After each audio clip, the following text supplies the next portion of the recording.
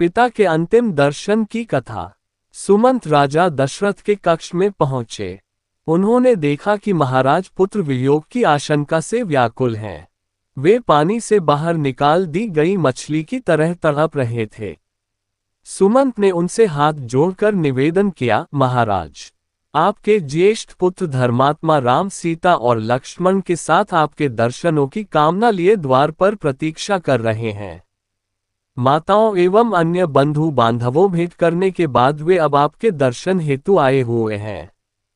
उन्हें भीतर आने की आज्ञा दें। महाराज दशरथ ने धैर्य धारण करते हुए कहा, हे मंत्रव, राम के भीतर आने से पहले आप सभी रानियों समस्त परिजनों को यहाँ बुला लाइए।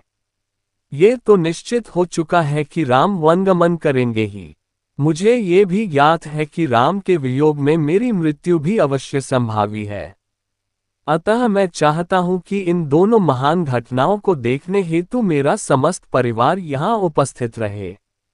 सुमंत ने महाराज की आज्ञानुसार सभी रानियों तथा परिजनों को वहां बुलवा लिया। उसके पश्चात राम, सीता तथा लक्ष्मण को भी महाराज के पास ले आए। हाथ जोड़े हुए राम वहां पर उपस्थित अपने पिता और माताओं की ओर बढ़े।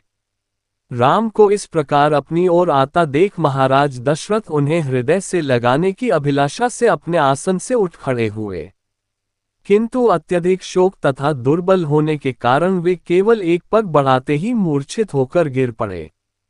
पिता की ऐसी दशा देखकर राम और लक्ष्मण ने तत्काल उन्हें सहारा देकर पलंग पर लिटा दिया।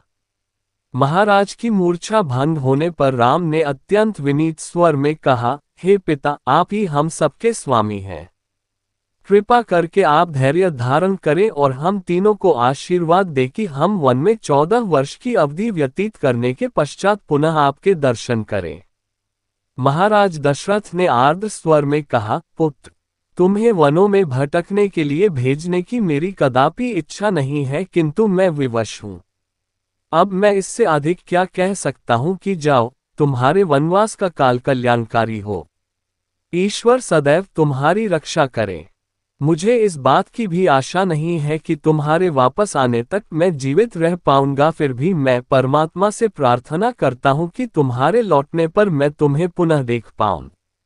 वहां पर उपस्थित गुरु वशिष्ठ, महामंत्री सुमंत आदि वरिष्ठ जनों ने एक बार फिर से कैकेयी को समझाने का प्रयास किया कि वह अपना वर वापस ले ले, किंतु कैकेयी अपने इरादों पर अडिग रही।